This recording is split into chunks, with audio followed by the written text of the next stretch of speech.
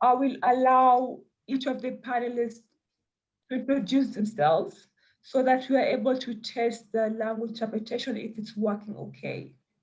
So I will start with Karine. So to hear Karine, Karine is going to speak in French. So if you're not fluent in French and you need to hear her in English, kindly move to the French channel. Merci Marie. Donc je m'appelle Karine Canezan-Antoulia, je suis la directrice pour le plaidoyer Afrique au sein de la division Afrique à Human Rights Watch. Et c'est un honneur et un plaisir d'être avec vous tous aujourd'hui. Thank you, Karine. And now we'd like to introduce Naji. So to hear Naji is going to speak in Arabic. For you to hear him in English, kindly move to the Arabic channel. And if you're fluent in Arabic, then you stay on the original channel. مرحبا بالجميع. اسمي ناجي مولاي الحسن وأنا المدير التنفيذي للهيئة المستقلة لحقوق الإنسان في شمال إفريقيا، كذلك عضو في اللجنة التوجيهية لمنتدى المنظمات الغير حكومية ونقطة الاتصال لشمال إفريقيا، ونحن كذلك عضو في مجموعة الدعم للمقرر الخاص للجنة الإفريقية لحقوق الإنسان والشعوب المعني بالمدافعين عن حقوق الإنسان لتعزيز المبادئ التوجيهية بشأن حرية التجمع وتكوين الجمعيات. شكرا. Thank you, Naji, and welcome. And now we're going to have Stefano introduce himself. Stefano speaks both French and Portuguese, and he's going to be prompting us whether he's speaking Portuguese or French. Okay, he's going to introduce himself in Portuguese, so to hear him in English, kindly move to the Portuguese channel. Eu sou Stefano Fabeni, da organização Sinergia, Iniciativa pelos Direitos Humanos. Trabalho de Sinergia é uma organização internacional que trabalha nos direitos humanos na África e na América Latina e Caribe. Eu sou o diretor executivo. Falo um pouco de português, mas não tenho a minha apresentação em inglês. Então vou falar inglês ou francês, mas posso responder as perguntas em português. Então posso cambiar, posso mudar se é necessário. Muito obrigado. Okay, thank you, panelists, for the introduction. So we'll keep Stefano on the English channel. Stefano, you can stay on the English channel since you have your presentation in English. And then for Karine, attendees kindly move to French where she's making a presentation, and Nadia will be speaking in Arabic.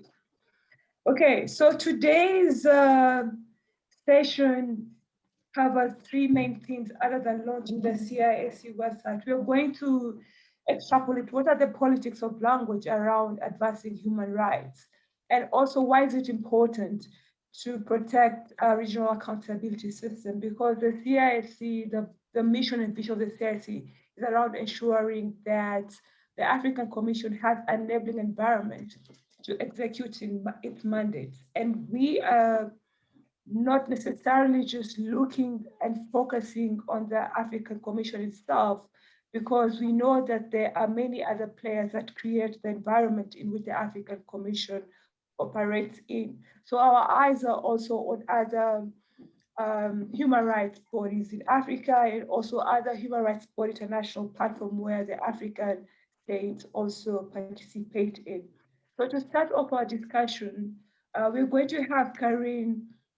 So Karine, in your opinion and in your work you have done, what would you say is the importance of regional and international accountability mechanisms advancing human rights in Africa, and also for audiences that may not necessarily understand what a regional accountability mechanism, what is this that we're talking about? Could you sort of just begin us by just providing a brief overview of what we mean when we say regional accountability mechanisms, and also why they're important? Merci, Marie. Je pense qu'il est important de situer la question sur 2 points. La première, c'est définir ces systèmes régionaux des droits de l'homme dans lesquels il y a des mécanismes quasi-judiciaires et des mécanismes judiciaires dans leur entièreté et leur importance. D'ailleurs, cela me rappelle une anecdote parce que il y a quelque temps, une journaliste étrangère me posait la question. Elle me dit, parce que comme on le sait, on va célébrer 40 ans c'est l'anniversaire, c'est le 40e anniversaire cette année, le 21 octobre plus précisément, de la Charte africaine des droits de l'homme et des peuples. Et une journaliste me pose une question que j'ai trouvée assez intéressante. Elle me dit, pourquoi est-ce qu'il y a une Charte africaine des droits de l'homme alors qu'il y a la Déclaration universelle des droits de l'homme? J'ai trouvé ça extraordinaire. Et je pense que c'est là aussi la réflexion qui doit sortir justement de cette analyse comparative. Pourquoi est-ce qu'on a une charte africaine des droits de l'homme? Mais c'est parce que le continent africain a une histoire, une politique, une évolution qui lui est propre. Et dans cette évolution, nous devons justement ancrer toute cette discussion sur l'importance, la nécessité d'avoir des mécanismes de responsabilisation et des mécanismes de justice. Rappelons-nous que quand même, la Charte africaine, sa naissance se trouve au sein de l'organisation de l'unité africaine, qui à l'époque, évidemment, avait un mandat assez particulier de lutte contre l'apartheid, de lutte contre le colonialisme et l'esclavage. Mais bon, si on repart sur cette question des systèmes régionaux, il faut se rappeler que nous avons aussi d'autres régions qui ont mis en place des mécanismes assez particuliers.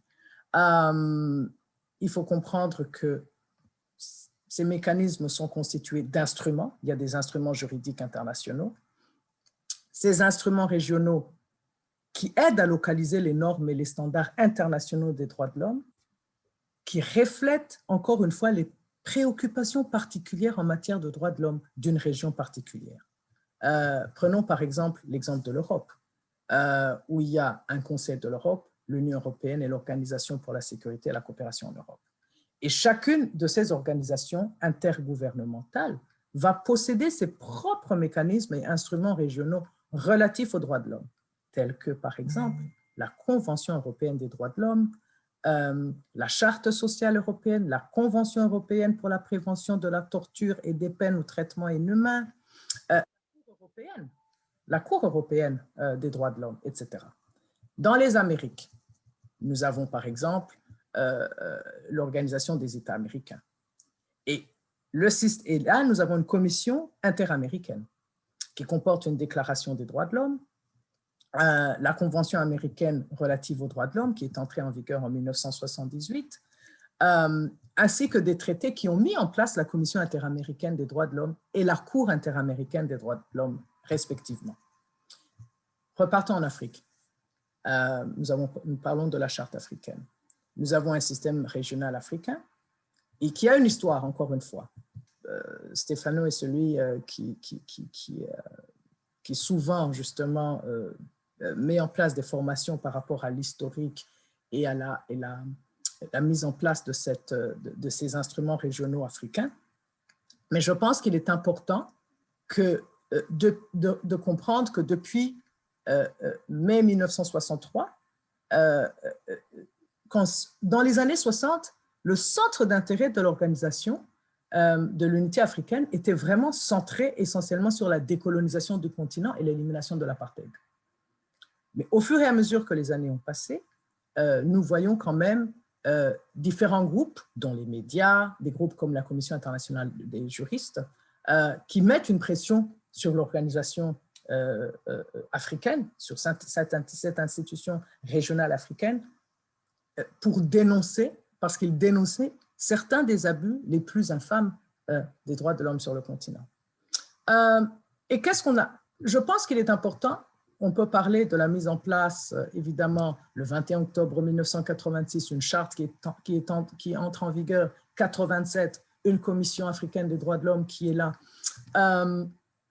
Mais il est important de rappeler que cette charte qui donne des droits, qui prévoit une série, un mandat bien particulier pour cette commission, va donner naissance à d'autres instruments et à d'autres mécanismes. Et souvent, lorsqu'on parle de la charte africaine et de nos instruments régionaux de responsabilisation et de justice et des droits de l'homme, souvent nous oublions, ou plutôt nous ne faisons pas assez attention à nous rappeler que d'autres mécanismes, comme par exemple la Cour africaine des droits de l'homme et des peuples, mais aussi des cours régionales.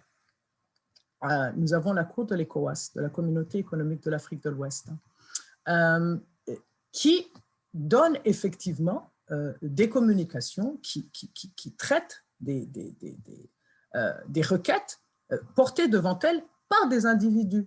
La Cour africaine, qui à un certain moment avait 8 pays qui ont fait une déclaration permettant aux individus, ainsi évidemment qu'à la Commission africaine, de porter leur cas devant la Cour, nous voyons déjà une régression ces temps-ci, où 4 pays ont déjà retiré la possibilité à leurs citoyens de porter leur plainte devant la Cour. Nous parlons évidemment, il est important de reconnaître que dans cette dynamique de responsabilisation, l'État africain est au centre du débat, n'est-ce pas? Et c'est pour ça qu'il est important de reconnaître d'abord que le volume du travail de ces mécanismes s'accroît, s'est accru progressivement au fil des années. Autant la violence étatique ou l'autoritarisme en fait étatique, chaque fois qu'il s'accroît, le travail et les attentes des citoyens par rapport à ces mécanismes se sont accrus également. Il est important de savoir que ces mécanismes régionaux, et c'est là où je réponds finalement à ta deuxième question, Marie, c'est que ces mécanismes permettent de définir des espaces de lutte d'aujourd'hui, mais aussi de demain. Un exemple, la pandémie de la COVID-19 que nous avons eue depuis 1 an et demi maintenant. Lorsqu'on regarde les communications, les résolutions, la définition, la présentation de la pensée de la Commission africaine des droits de l'homme, nous sentons déjà une tendance à vouloir être en avant de toutes ces dynamiques. Une une crise de santé publique, mais au sein de laquelle il y a toute une dynamique des droits de l'homme. Les réponses, les actions des gouvernements durant cette pandémie qui ont restreint l'espace civique, qui ont maltraité, qui ont fait disparaître de façon extrajudiciaire leurs opposants, qui ont essayé de manipuler leur constitution, etc., etc. La Commission des droits de l'homme s'est exprimée là-dessus. Très important. Elle a élaboré une étude, par exemple, sur les droits de l'homme et des peuples, sur l'intelligence artificielle. Toute une dynamique, et dans cette communication, elle suggère, elle prend l'initiative de dire qu'il est important qu'il y ait une étude sur la robotique et la question des autres technologies nouvelles et émergentes en Afrique, qui, encore une fois, comme vous le savez, ce sont des dynamiques qui sont en train de transformer l'espace de communication, l'interaction entre les États, les citoyens, entre les citoyens. Ce sont des espaces dans lesquels nous voyons, par exemple, l'émergence, la réémergence des discours de la haine, de la désinformation, etc. Parlons un petit peu de la Cour africaine des droits de l'homme.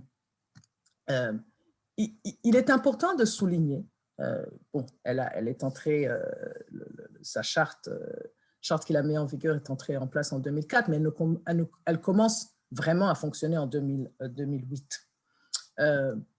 Il y a des objectifs stratégiques de la Cour qui sont importants à se rappeler. c'est par exemple la collaboration des organes judiciaires sous-régionaux. C'est promouvoir la participation des populations africaines. Malheureusement, comme je l'ai dit, cette participation est en train d'être violée, restreinte par les États africains. Et puis, finalement, je pense que ce que j'aimerais dire un petit peu, c'est le fait qu'il est important de nous rappeler que ces mécanismes, qu'est-ce qu'ils nous amènent? Ils nous amènent une jurisprudence. Ils nous amènent une doctrine. Là, je fais référence à la question de certains cas que la Cour et la Commission ont traités. Le cas, on nous parlait de l'Andoros, de la communauté Andoros avant-hier, au GIEC il n'y a pas très longtemps, en 2009. C'est aussi, ces mécanismes nous donnent aussi l'opportunité de réaffirmer les droits humains, les droits de l'Africain. Et puis, ils permettent aussi l'établissement d'une continuité de la lutte africaine. Parce qu'il y a une école de pensée, n'oublions pas, qui pose la problématique des droits de l'homme aujourd'hui en Afrique en ces termes suivants. Il y a eu la lutte contre le colonialisme, l'apartheid. Il y a eu une seconde lutte au sein du continent. Et c'est une lutte qui articule la nécessité de nous débarrasser du concept de la dictature militaire, les coups d'État militaires. L'Union africaine s'est levée, elle a dit, voilà, essayons de mettre en place des instruments qui vont faire fi de ce genre de crise. La troisième lutte aujourd'hui, c'est vraiment une lutte au sein de laquelle la question de l'institutionnalisation des droits de l'homme est posée. Et c'est pour ça, finalement, et là je vais m'arrêter, que pour que cette lutte continue et pour qu'elle arrive justement à terme, les mécanismes régionaux des droits de l'homme, les mécanismes qui amènent la responsabilisation, l'obligation de reddition, qui l'institutionnalisent, sont incontournables et essentiels. Merci. Thank you, Karen, for those very insightful introductory remarks. And you have touched on not only the importance of having, a regional human rights accountability system, but you also touch about the importance of having the sub-regional ones, such as the ECOWAS codes, the East African codes, and you've also have introduced the aspect of, the importance of why we need to have, intentional efforts from the African Union to ensure that these mechanisms are in place. Yeah. So Naji, we know that the influential voice within the African Union is the head of assembly, and the wake-up call that motivated the coalition, the CIAC, to start doing what you're doing right now was the Digital 1015, which resulted out of the Executive Council. And we know that the Executive Council is made up of member states. So in your opinion, in what other ways have you seen that member state can interfere with regional accountability mechanisms? And what are the effects of that? And why is it important for us to ensure that we are galvanizing citizenry to ensure that these mechanisms are protected? شكرا جزيلا. في البداية باسمي وباسم شبكة الهيئة المستقلة لحقوق الإنسان في شمال أفريقيا أود أن أشكر منظمي هذه الندوة الافتراضية، وكذلك بمناسبة إطلاق الموقع الجديد باللغة العربية للتحالف من أجل استقلالية اللجنة الإفريقية لحقوق الإنسان والشعوب. هذه الندوة التي تنعقد في ظروف حساسة جدا في ظل انتهاكات حقوق الإنسان في إفريقيا، وكذلك في ظل جائحة كورونا، وأتمنى أن الكل بأمان وبخير. ظهرت فكرة حماية حقوق الإنسان منذ ظهور ميثاق الأمم المتحدة، واعتبرت من بين الأهداف التي تهدف لتحقيقها وجعلها مسلمات وأبجديات في التعاملات الدولية. وظهر الدور الإقليمي للمنظمات الدولية لتتكفل باحترام هذه الحقوق. وهنا يأتي دور اللجنة الإفريقية لحقوق الإنسان والشعوب، وسأتطرق في مداخلتي إلى 3 أفكار رئيسية. الفكرة الأولى: دور اللجنة الإفريقية لحقوق الإنسان والشعوب في حماية وتعزيز حقوق الإنسان بإفريقيا. الفكرة الثانية: التحديات والعقبات التي تواجه عمل اللجنة الإفريقية لحقوق الإنسان والشعوب إضافة إلى باقي الآليات الإفريقية.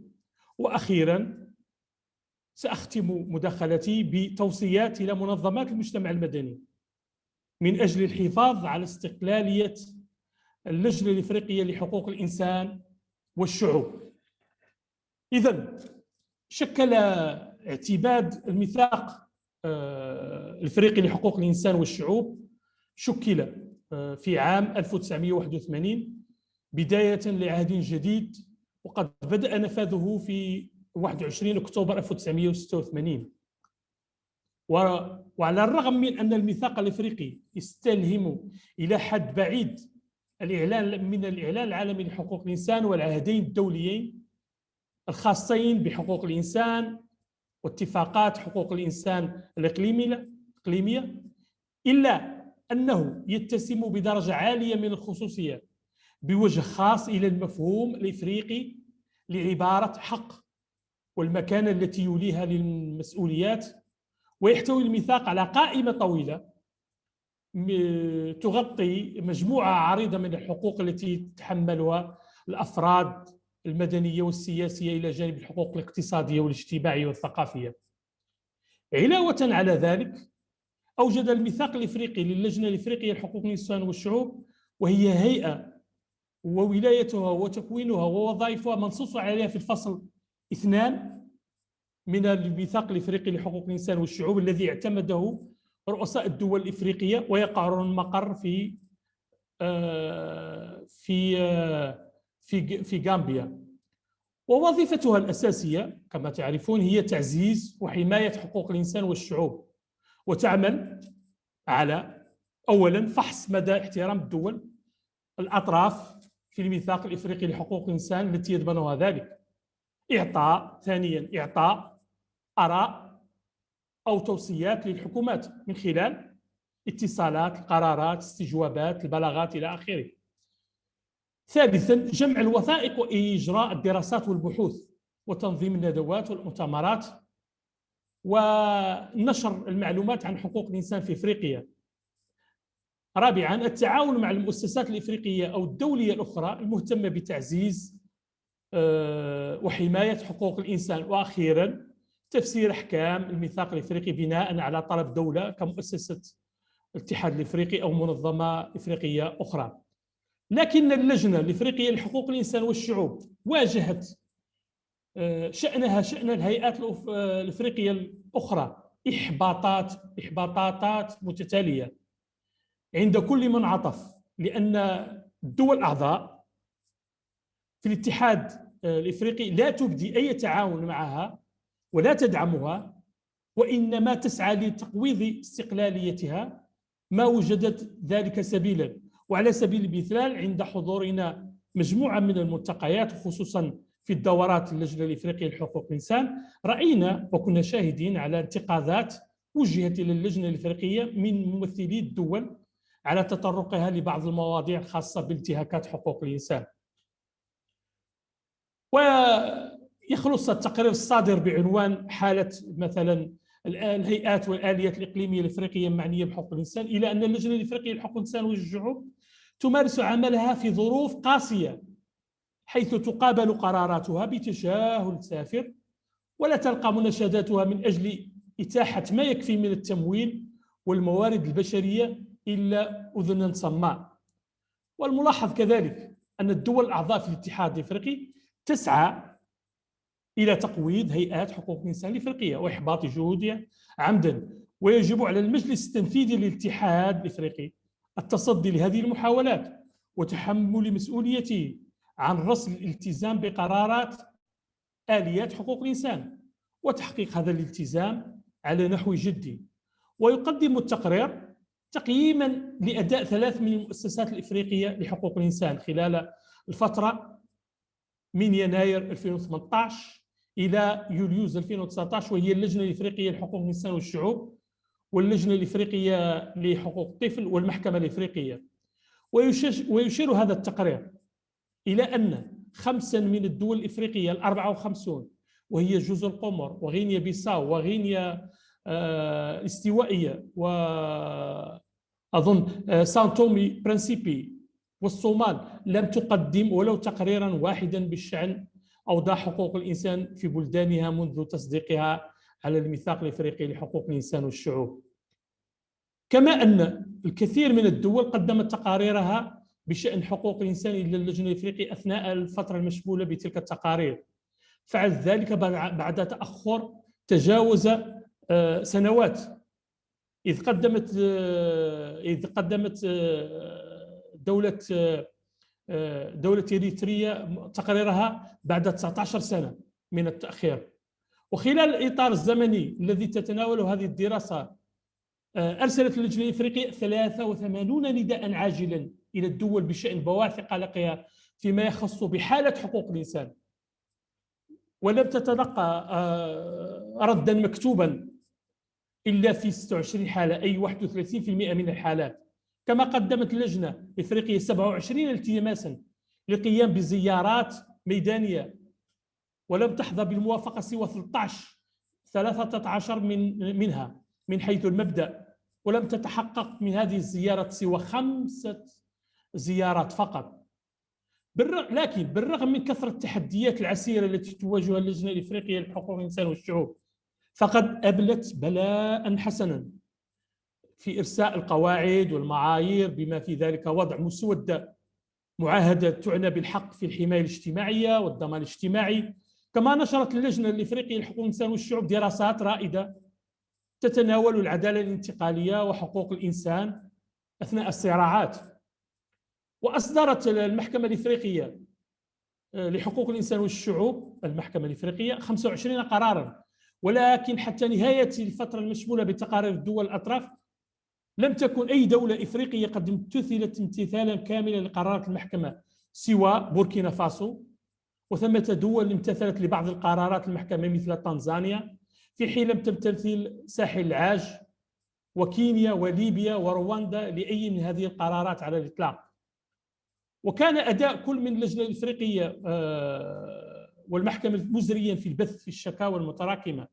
فحتى يونيو 2019 كانت هناك 240 شكوى عالقة أمام اللجنة الإفريقية في انتظار البث فيها، و143 قضية قيد النظر أمام المحكمة الإفريقية. إن اللجنة الإفريقية والمحكمة الإفريقية كلتيهما تواجهان مشكلة التراكم المزمن للحالات المقدمة إليها بسبب بطء وتيرة البث في هذه الحالات، ويتعين عليهما وضع خطط عاجلة لتسريع ووتيرة البث في القضايا وضمان الالتزام الصارم بالقيود الزمنية من جانب جميع الأطراف ولا سيما الدول الأطراف. في الأخير لدينا توصيات في هذا المجال. يجب على المنظمات الغير حكومية تنظيم نفسها في الشبكات من أجل تعزيز تبادل الممارسات الجيدة والتفاعل مع اللجنة الإفريقية لحقوق الإنسان والشعوب، وعلى المنظمات المجتمع المدني المشاركة في الندوات التي تهدف إلى تدريب نشطاء حقوق الإنسان والمدافعين في شمال إفريقيا، والتي سيتعلم من خلالها المشاركين بالإجراءات الحالية ووسائل الاقتراب من اللجنة الإفريقية لحقوق الإنسان والشعوب. وأهم هذه التوصيات: أولاً، إطلاق شبكة من المنظمات غير الحكومية التي يمكنها التنظيم والتعاون مع التفاعل بشكل أفضل مع نظام حقوق الإنسان الإفريقي، ستجعل اجتماعات العمل في هذه من الممكن تعزيز قدرات المجتمع المدني في إفريقيا ولإعلامه وتوعيته بشأن الآلية الإفريقية لحماية حقوق الإنسان. ثانيا، يجب على المنظمات المجتمع المدني في إفريقيا إجراء تداريب على الإجراءات الموجودة داخل إفريقيا والميثاق الإفريقي لحقوق الإنسان والشعوب. ويجب أيضا أن يتم التدريب على الآلية الإفريقية وهي اللجنة الإفريقية لحقوق الإنسان والشعوب، وأساسا على 3 ركائز مهمة. أولا، دور اللجنة الإفريقية، ولايتها، آلياتها الخاصة، وممارسة مهامها في مجال تعزيز وحماية حقوق الإنسان. وشكرا جزيلا. Thank you, Naji, for that very elaborative way in which accountability mechanisms are also undermined, other than, what I touched on at the beginning. Yeah, you've talked about states underreporting. You have also mentioned the fact that some states would not respond to communication from the African commissions around complaints filed. You have talked about, the lack of states allowing country visits and some of the ways that states undermine accountability mechanisms. But also I had you talk about some of the ways in which you're proposing in which accountability mechanism can be supported. And I had you mention trainings with civil societies and also having, websites where we have a collective space in which we can organize and share information. Stefano, I want you to pick up from there, because in an attempt to reach out to more people in Africa and in the world, we took this step towards having the website in 4 different languages. We are having, our material also produced in 4 different languages. However, these are only 4 languages out of so many languages in Africa. Yeah. Are we really reaching out to the people who need this information the most? Yeah, because Naji in his presentation spoke about the importance of, we need to protect the mechanism to ensure that the protective mandate, but I'm sitting here wondering, the people who are mostly affected by violations, the people who mostly need to have access to these mechanisms, are we really reaching them? So how important is language in terms of advancing human rights? Thank you, Marie. And here I'm going to have to apologize that I'm going to say this in English and not in other languages, because I'm going to be quite critical about certain politics of which English represents the strongest example. I'm a lawyer, but I'm going to try to sort of like put an amateur hat of anthropologist, and I hope you will allow me to do so. So first of all, I would like to start from Article 11 of the Protocol on Amendments to the Constitutive Act of the African Union, that indicates the following. The official languages of the Union and all its institutions shall be Arabic, English, French, Portuguese, Spanish, Kiswahili, and any other African language. The Executive Council shall determine the process and practical modalities for the use of official languages as working languages. Now, I would challenge anybody to just show up in an official space and start talking Yoruba, Shona, or any other Berber or any other language. So first of all, because technically any African language would be an official language. But then we know, and for those of us who've been in the system, who've been working in the African system of protection of human rights long enough, know that it's been oftentimes a luxury to be able to engage in French and English. In the official sessions, there is translation also in Portuguese and Arabic. Kiswahili now is getting a little bit more used, but can we imagine somebody getting into or even like looking at the documents available for the African community on the websites and finding more than perhaps 2 or 3 languages. So the question of language actually is still quite significant because it still follows certain colonial patterns in the context of the system. I want to use the example of Resolution 275 of 2014 on the protection, on violence and human rights violation based on real or imputed sexual orientation and gender identity in Africa. That resolution was written in English, was drafted in English. The French version is actually wrong. So it was translated wrong, like it was, the translation in French is a wrong translation. It doesn't reflect accurately the terminology of the English version, and there is no other version available. Then, if we look at the richness of the languages and native languages, by languages here I speak native languages of the people of Africa, we are seeing that Africa is probably with Asia, but I don't know, and I'm not a linguist, so I'm not able to make a classification, but certainly in my own experience, I find that Africa is one of the richest continent in terms of languages available. Yet, what Karine was talking before about a regional system of protection of human rights being a sort of like a process that also meant, particularly for this system of protection, for the African system of protection of human rights, to decolonize the continent. Yet when it comes to the way we speak about human rights, we are still using a colonial system. We are still using those colonial languages for that are part of the or those languages that are part of a history of colonization in the continent. And those issues matter. Here I want to quote something that I heard from the Pope. Pope Francis said something once, and I hope you will indulge me with this quote, because I think it's somehow important.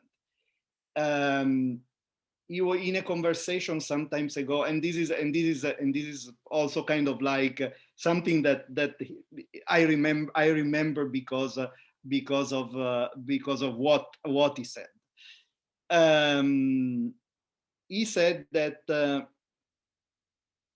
he was talking about language and about praying, and he said the way in which he prays, it's very close to the way in which to his origins and to his roots.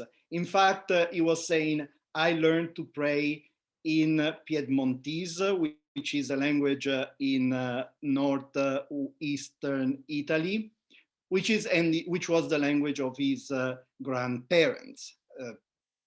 Pope Francis is from Argentina, but as you may know, his grandparents were migrants from Italy. And so he was saying, to me, praying in Piedmontese, because I learned to pray from my grandmother, is the most sincere expression of expressing my feelings, because like the praying in my local language brings me close to my roots, brings me close to my family, to my affection. So I'm using this because I wanted to use and quote this example because I think that,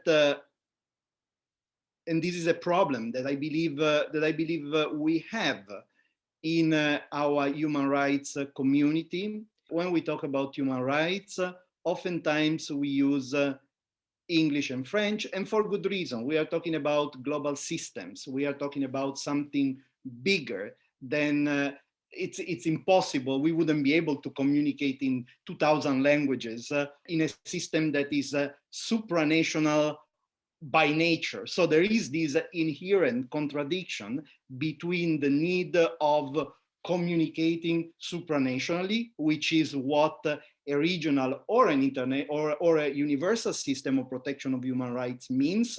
But then there is this disconnection from the reality and the experience of community people that speak their own languages. And sometimes, and this is something that we see oftentimes, even when we do training in English and French, but then we know that community-based people, and we work mostly, Synergia works mostly in West Africa and in Central Africa, we see that people do not speak, particularly community people. Community people do not speak English or French or Portuguese. They speak their local languages. So in a way, I agree with the Pope, but there are also other theories that, or some other authors that have written that one element of like the possibility or the opportunity to communicate in a given language has an impact on how close or how far you perceive an issue. And this has been, for instance, working in the field of discrimination and violence on grounds of sexual orientation and gender identity. This has been something that has been quite strong, because if we think about it, we hear about identity politics, about sexual orientation and gender identity mostly in English, in French, but then when one talks to communities, there are different identities, there are different ways of expressing those identities. And so it's very easy to fall into the sort of like idea that certain topics are imported. But that has more to do with the fact that of the language that is used to speak about certain issues than about the issue itself. So I think that if we were able to use more local languages to engage or to talk about human rights, it would be not only it would be easier to connect to our communities, but also it would make feel that human rights are closer to the people. They're actually the beneficiaries of, or the not even the people entitled, the right holders, just to use now a legal language of those rights, because right holders oftentimes don't feel like that. And I do think that language has some part, obviously not all, it's not all about language, but I think we should think a little bit how language has an impact on how close or far one feels a concept or a notion to be. So, for instance, it's interesting that the Universal Declaration of Human Rights, that is a quite well-known document, has been translated in hundreds and hundreds of languages. There is a specific project of the UN that allows basically any organization to translate the Universal Declaration of Human Rights in their own language and to make it available through the website of the UN. We, in collaboration with the Center for Human Rights of the University of Pretoria, we are trying to do something similar with regard to the resolution 275, precisely following the same politics. To be true and to be honest, the question of language is still a big issue, and it doesn't allow to have people, or it's another obstacle to how people are close or less close to a human rights system, or how easy or difficult is to engage on a specific human rights, on human rights issues when talking to the people. Yeah, Stefano, thank you for that. Yeah, it really is quite nuanced because also as you're talking, I was sort of listening, and you know, it is true. It's not just about language when it comes to human rights. It's many other factors that we sort of take for granted. It's people have access to technology, what at the literacy levels. Even when you look at our judicial systems, how many people have access to judicial systems? Because we know for you to be able to access the African Commission or any other regional accountability body, you ought to have exhausted national judicial system. So how many white claimants or victims of human rights violations actually have access to the system? So Karin is about to leave, but before you leave, Karin, maybe could you just maybe how then can we have, you know, given all of these factors that have so far been discussed, in what ways do we see that citizenry can support regional accountability mechanisms? Because just listening from Stefano, it appears as if, you know, these mechanisms are really detached, you know, from the CBOs, from people at the grassroots level. So what can we do to ensure that this knowledge goes down to the grassroots level, and also how else can we ensure that people at the grassroots level also know about the existence of this mechanism? And that would be your final word also before you leave us. Sorry, no, I have another panel discussion I have to attend to, but very quickly, okay, let me switch into French pour mes frères et sœurs qui parlent français, qui sont francophones comme moi. Je suis tout à fait d'accord avec ce que Stefano et Naji ont dit. La tension, les difficultés, les défis entre ce qui se passe à la base et ce qui se concocte parfois dans les corridors, dans certains corridors de pouvoir, qui nous rappellent, en parlant de colonisation, qui rappellent plus souvent qu'on ne le pense, les corridors de pouvoir de l'administration coloniale, n'est-ce pas? Maintenant, comment est-ce qu'on peut, comment changer le statu quo? Comment redynamiser? Comment repartir vers les années 90?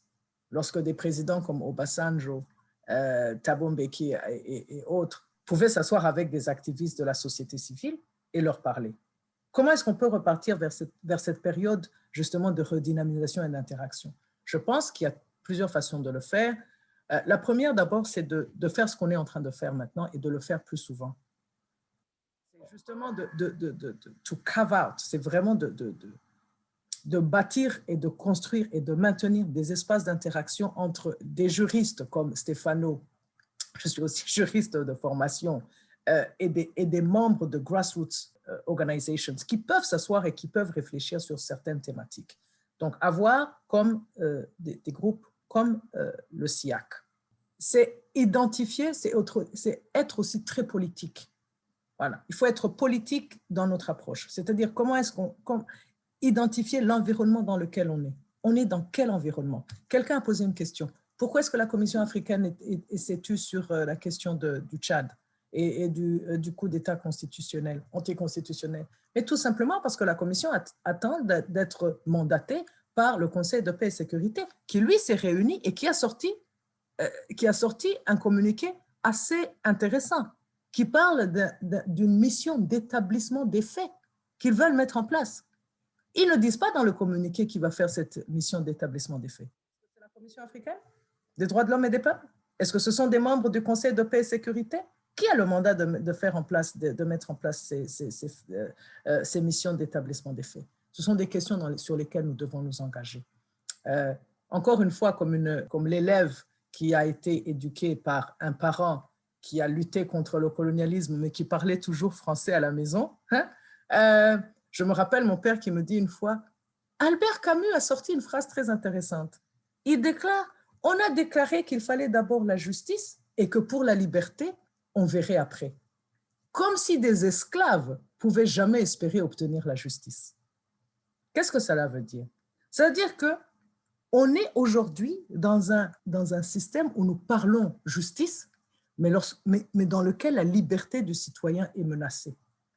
La liberté physique, la liberté politique, la liberté juridique. Et c'est pour ça qu'il va y avoir on voit différentes tendances.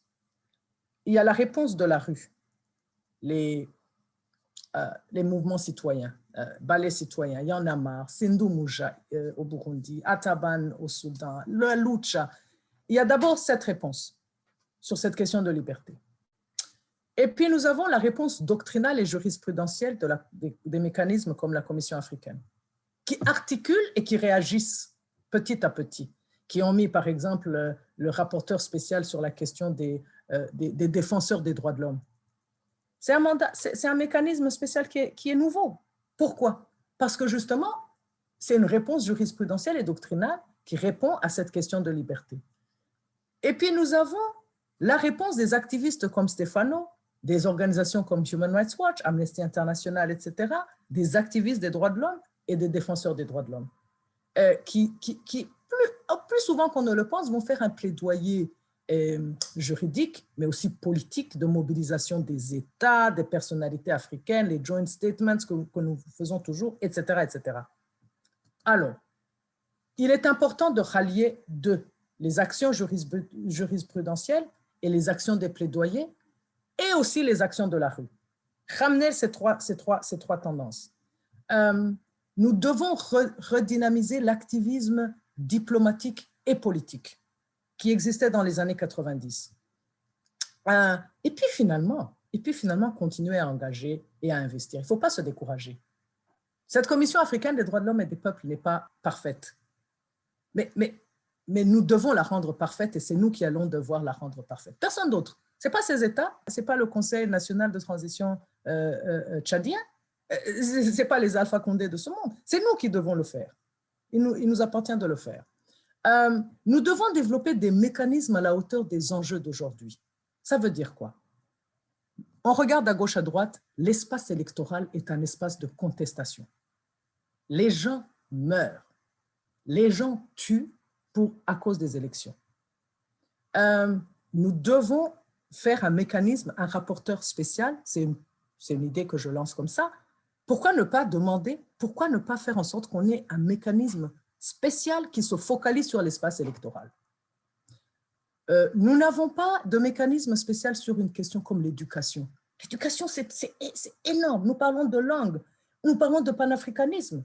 C'est toute une éducation civique qui doit être là. Cette commission africaine, qui est la nôtre, devrait avoir un rapporteur spécial sur l'éducation. Pourquoi est-ce qu'on n'a rien? La question des droits des femmes, des droits des enfants. On a un comité africain qui s'occupe du droit des enfants, mais on n'a pas de rapporteur spécial spécialement sur cette question d'éducation civique. Nous devrions nous y pencher. La solidarité africaine, hein, les actions de la rue. Lucha va dans la rue parce que l'ancien président Kabila voulait titiller un petit peu la Constitution. Ils étaient où les Tchadiens et les Ivoiriens quand ça se passait? Ils étaient où nos frères et sœurs, même au Burundi? Est-ce qu'on s'est levé? Je suis burundaise, je ne pense pas. Peut-être qu'on avait nos propres problèmes aussi hein, à régler. Mais la question est de savoir cette solidarité panafricaine, parce que les États sont solidaires entre eux. C'est nous qui ne le sommes pas. Et c'est là où ils gagnent. C'est là où ils gagnent. Ils sont beaucoup plus solidaires que nous le pensons. Même ceux qui disent, ah oui, mais cet État, il y a un problème avec ça, il y a des histoires de frontières, de machin. Mais ils sont solidaires. Et puis finalement, documenter nos actions. Il faut documenter nos actions. Il faut réécrire et conserver notre histoire. On parle de langue, mais la langue, ça se préserve. Et ça se préserve à travers la célébration de nos actions, la rélecture, la réflexion sur ce que nous devons faire. Voilà. Et c'est sur ces quelques réflexions que je vais devoir vous laisser. Et je vous remercie énormément. Et encore un big shout-out vers mes copanélistes, Stefano et Naji, et Marie de CIAC. Et un grand bonjour à tous les participants. Merci. Thank you, Karine, for being here and for all of those last questions that you have raised, which we hope that by the end of the 30 minutes that we have left towards the end of this webinar, we'll have them addressed, or if not addressed, probably leave us with something to think about. Yeah. So Karine talked about, well, other than expanding on the nuances on colonialism and how it affects the space in which we are operating in, there are some very pertinent questions around solidarity. If states working collectively, why can't we have collective civic engagement? Yeah, and it's one of the attempts that we're trying to do that as a CIAC, to have a collective of organizations, of individuals, to be the watchdog for the mechanism, to ensure that we have an enabling environment in which the African Commission can operate, because we do know that states change their tactics. And now that we are in this COVID era, which is quite difficult to access information, we don't really know what else is happening, away from the public. Are we going to wait up until we have another decision coming out, like the 1015, So many times we are caught off guard when these things happen, because states are ahead of us. And I think she raised a very pertinent question around, for instance, like the example she raised about education. We know that education is key, it's important, it's a fundamental right, but we don't have a special mechanism around education, and we know that probably governments don't want educated masses, because you can't govern educated masses. So we know that will not come from the heads of assembly to say, hey, can we have a special rapporteur on education within the African Commission? So those are just some of the points that I want us to take, other than what she talked about around documenting our actions. Some of the work which we're producing right now as a CIAC is really documenting what led to the formation of the CIAC. Just bringing a spotlight to the Decision 15 paragraph 5, because we know that paragraph 5 will probably not be revoked. And on day 2 of this webinar series, we had extensive discussion to what extent in which the African Commission has implemented that decision. So part of the efforts which we are doing is to tell the public, because as states change their tactics, as a CIAC, we also have to adapt to those tactics, and we're going to change our messaging, but we don't want to forget why we are here and how we got here, yeah? So up at this point, I would like to invite Stefano, who is one of the founding members of the CIAC, to talk about the CIAC, and he will also take us through the Portuguese website, which we are launching today. And I would like to remind participants to kindly use the chat box for comments, and also the Q&A box for questions. I'm taking a note of the questions which are already there, and we'll have plenary at the end to have all of those questions addressed, and any other questions that will come up during the discussion. So Stefano, over to you about the CIAC, and how can people join the CIAC, and why is it important, and what is the long-term goal of the CIAC?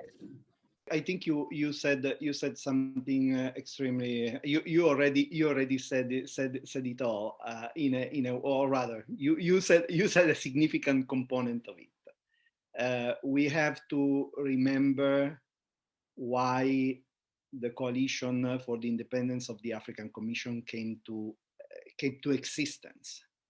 And again, I mean, it's and that is.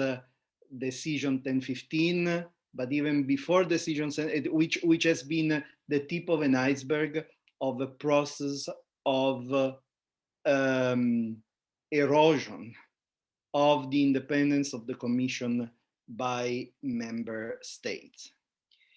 We were hearing last Tuesday some considerations about the fact that, in a way, in front of the decision itself, so in front of an action or a reaction. I was thinking whether the action of the Executive Council was really an action or a reaction. I think it would be better defined as a reaction to a system that has made a number of improvements thanks to the participation of civil society. So the African Commission has been a space where civil society could actually participate. Some observer from a foreign government once said, that one told me, I understand that not long ago, I believe it was the last presidential session of the African Commission, was telling me, I understand that there are these questions around the independence, and I understand that this is a deeply problematic space, but it's actually also one of the few spaces where you can see people talking about issues and trying to hold their states accountable. So in a way, the Commission has been civil society, and again, I mean, action reaction here is another questionable issue. But really what we have to acknowledge is that with time, and certainly thanks to the work of civil society, of human rights defenders, the Commission has become a better space. And that has created a reaction by member states through the Executive Decision 1015. Now, again, going to what we were listening on Tuesday, there was a little bit of this consideration on how the Commission tried to adjust to this situation through certain decisions that certainly for the Commission, or at least for a number of commissioners, were particularly difficult and particularly painful.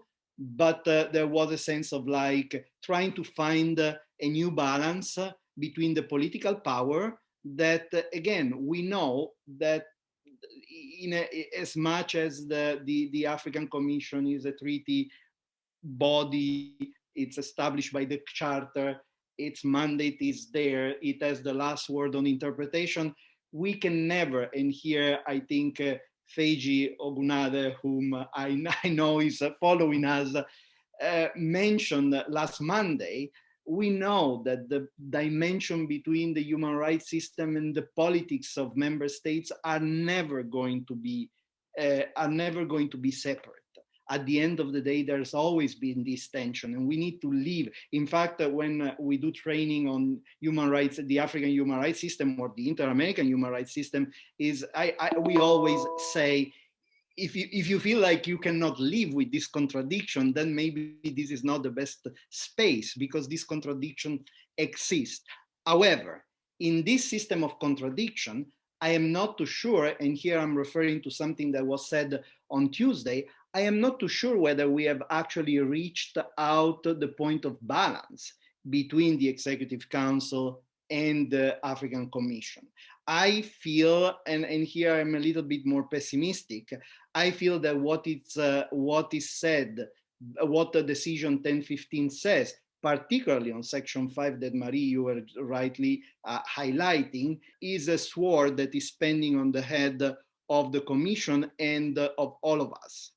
Because Section 5 clearly questions not only the nature of the independence of the Commission, but even the protective mandate of the Commission, when it says that the Commission is not, has been used as an appeal body, but in a way as a supranational recourse, the meaning, and this is the nature of all supranational, whether in the universal system or whether in the regional system, whether quasi-judicial organism or pretty much judicial organism like the African Court or the Inter-American Court or the European Court, the reason for that system to exist is really, and we have to go to the basic, is the fact is that if a survivor or a victim of a violation doesn't get his issues addressed and redressed at domestic level, there is another level, because the system of protection of human rights exists to hold states accountable vis-a-vis individuals citizens, and I would say more in general, persons. So the question is that I feel that there are some elements of Decision 1015 that I do not, and here I a little pessimist, I feel that that are not going to be exhausted. It seems that now there is some kind of balance, but tomorrow there may be another situation, another crisis, and that decision is there to be used. And I personally read in Decision 1015 and some other decision that came later when there was a consideration of whether the Commission should have a protective mandate in the moment in which all countries had ratified the protocol to the African Court. So the question is that I do think that the protective mandate is on the watch of member states, because at the end of the day, the same member states that do not want to be held accountable back home, they do not want to be accountable in regional or international systems. It's normal, and they will use their power to actually ensure that they stay unaccountable. And I agree, and here I move to the Portuguese section of the website. I do agree that unfortunately there is much more solidarity among states than there is, or perhaps states are better organized than we are as civil society. So I'm going to share the screen, right, Marie, just to sort of like officially launch the Portuguese. Can you see it? Yes, we can. I'm particularly happy that the website of the Coalition for the Independence of the African Commission, and I hope I explained why it's important to join, because the fight is not over. It may be, we may be in a sort of like in a position of balance, but decisions 1015 is there to stay. And the content of that decision, again, tomorrow they may come and decide, states may come back and say, well, actually, you have revised the criteria for observer status, but not really what we asked you to do, which basically is eliminate the observer status with the Commission. So we need to keep in mind that this decision is there to stay, and it's going to be used in the moment it's going to be convenient for member states. Why I'm particularly glad that this website is available in Portuguese. Naji was mentioning before about the member states that have never reported to the African Commission. So out of the 5 Lusophone country and 1 Spanish-speaking country of the African Union, the majority of those states that have never reported are among those countries. In fact, out of the 6 Lusophone and Spanish-speaking countries, Equatorial Guinea, Guinea-Bissau, Sao Tome Principe, Capo Verde, Angola and Mozambique, Equatorial Guinea, Guinea-Bissau, Sao Tome Principe have never reported to the Commission under Article 62. And Capo Verde has reported the last time in 1991. So they only submitted one period, the initial report in 1991 that was considered in 1996. So we are talking about 30 years ago.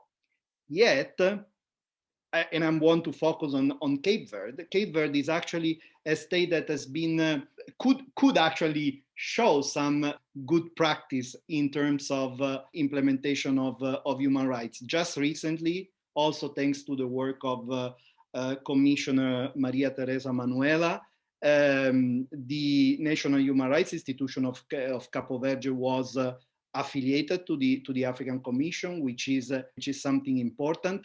But again, when in the political spaces, we oftentimes hear the voices of those states that have an interest to create obstacles for the Commission and civil society, and we do not hear voices from states that may actually sometimes that from which we could get some better support. And we do not hear from civil societies of those member states. So I am really hoping, and I'm sorry again that I'm saying this in English, I'm really hoping that more organization from domestic level. And we are going again with the Center for Human Rights, trying to target a little bit civil society organization from these 6 countries that I mentioned, so from Lusophone and Spanish-speaking countries. So if you are listening, please feel free to contact me or contact the CIAC. So please join the campaign, protect the African Commission. So I'm going to say now in Portuguese, junte-se à campanha, proteja a Comissão Africana dos Direitos Humanos do Povos. And yeah, thank you very much. Thank you, Stefano. Naji, as you launched the Arabic website, there are some questions in the Q&A box. There's a question from Habib and Hussein. في البداية لابد لي من أن أكيد أنني أتفق جدا مع ما قالته كارين بخصوص تصورات حول العمل والحفاظ على استقلالية اللجنة الإفريقية لحقوق الإنسان، وكذلك ضرورة أن يكون هناك مقررين خاصين فيما يخص الانتخابات في إفريقيا، وكذلك فيما يخص التربية والتكوين في إفريقيا. بمناسبة انطلاق موقع التحالف المدني من أجل استقلالية اللجنة الإفريقية باللغة العربية، لابد لي من أشكر قيمين هذا الموقع، لأن حضور شمال إفريقيا والمجتمع المدني في شمال إفريقيا خصوصا في الجانب الحقوقي وقضايا حقوق الإنسان هو مهم جدا، وبالتالي فإن اللغة الرسمية لشمال إفريقيا هي اللغة العربية، ولا يمكن أن نحقق تواصل تام إقليمي في شمال إفريقيا بدون دور اللغة العربية التي هي من أهم اللغات التي يتكلم بها أكثر من 180 مليون نسمة في شمال إفريقيا. وبالتالي نحن نرى أنه من بين أول المرتكزات التي تحقق هذا الهدف هو الندوات يجب أن تشمل اللغة العربية. ونحن في شبكة الهيئة المستقلة لحقوق الإنسان نثمن هذه الخطة الجيدة والممتازة من طرف تحالف المنظمات من أجل استقلالية اللجنة الإفريقية السياك، ونعتبر هذه الخطوة مشجعة على أنها ستدمج اللغة العربية داخل الآليات الإفريقية لحقوق الإنسان. أنا ناشط حقوقي وكنت أحضر في المنتديات الإفريقية ونحضر الأنشطة على مدى 10 سنوات. لاحظت أن اللغة العربية غير حاضرة، وأن خلق هذا الموقع بمثابة فرصة جيدة للتواصل، وأنه ستكون له إيجابيات كثيرة في التواصل مع منظمات المجتمع المدني في شمال إفريقيا التي كانت غائبة عن المشاركة في دورات اللجنة الإفريقية لحقوق الإنسان والشعوب. ولكن بفضل هذه الخطوة التي نحضر انطلاق هذا الموقع الجديد للتحالف والخطوات التي سبقتها من طرف المركز الإفريقي للديمقراطية ودراسات حقوق الإنسان وكذلك شبكة الهيئة المستقلة، ستساهم في التعريف بدور اللجنة الإفريقية والآليات الإفريقية لدى منظمات المجتمع المدني في شمال إفريقيا مرة أخرى باسم الهيئة المستقلة التي تضم أكثر من 465 جمعية. أشكركم على هذا العمل البناء، ونتمنى لكم التوفيق والسداد. وسأكون رهن الإشارة على الإجابة على الأسئلة التي السؤال الأول كان هناك على التحديات التي تواجه اللجنة الإفريقية في عملها، وكنت قد ذكرت في المداخلة الأولى أنه هناك تحديات فيما يخص الموارد البشرية والإمكانيات الضعيفة التي تولى للجنة. سترون في الرابط هذا الموقع الجديد، وهو التحالف من أجل الحفاظ على استقلالية اللجنة الإفريقية لحقوق الإنسان، وهو موقع متطور جدا يضم مجموعة من البيانات، ويضم كذلك أخبار باللغة العربية وتقارير تصدر سواء باللغة الإنجليزية والفرنسية وكذلك مترجمة باللغة العربية. وهناك كذلك مجموعة من الآليات التي يمكن تصفحها، وكذلك هناك موضوع خاص وهو موضوع هناك موضوع موجود في هذا الرابط في هذا الموقع، وهو القرار 1015 الذي كان يود أن يصدره المجلس التنفيذي للاتحاد الافريقي في دورة موريتانيا. القرار 1015 مهم جدا، ويجب تصفحه وقراءته بتعني، ويضم مجموعة من المسائل التي يجب على المنظمات المدنية الناطقة باسم اللغة العربية أن تتصفحها. هذا من جانب. من جانب أخرى فإن هذا الرابط هو مفتوح للجميع، ولكي أولا للعضوية من أراد من منظمات شمال إفريقيا الانضمام لهذه حملة من أجل استقلالية اللجنة الإفريقية، فهو مفتوح للجميع. وكما قلت فهو يضم مجموعة من البيانات ومجموعة من الأفكار ومجموعة من التقارير التي تدخل في نطاق تعزيز وحماية حقوق الإنسان في شمال إفريقيا. ونعلن عن انطلاق هذا الموقع رسميا باللغة العربية، وينتظر العمل عمل قوي وجدي، لأن هناك في شمال إفريقيا أغلب المنظمات لا تعرف اللجنة الإفريقية. هذا الموقع سيتيح الفرصة للناطقين باللغة العربية من أجل أن تكون لديهم فكرة عن عمل اللجنة الإفريقية وعن آلياتها وعن مقرريها وولايتها. وشكرا جزيلا. Thank you, Raji, and Stefano for launching those two websites in Portuguese and Arabic.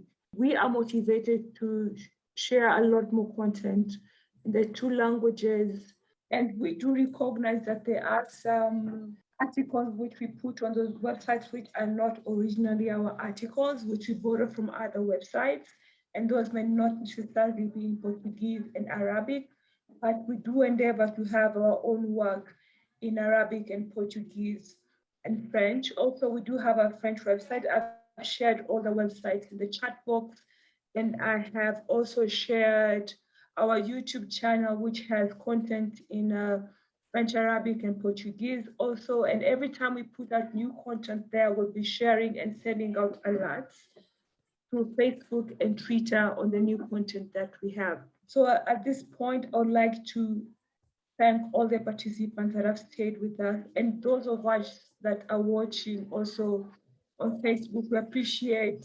Yeah, thank you. Bye.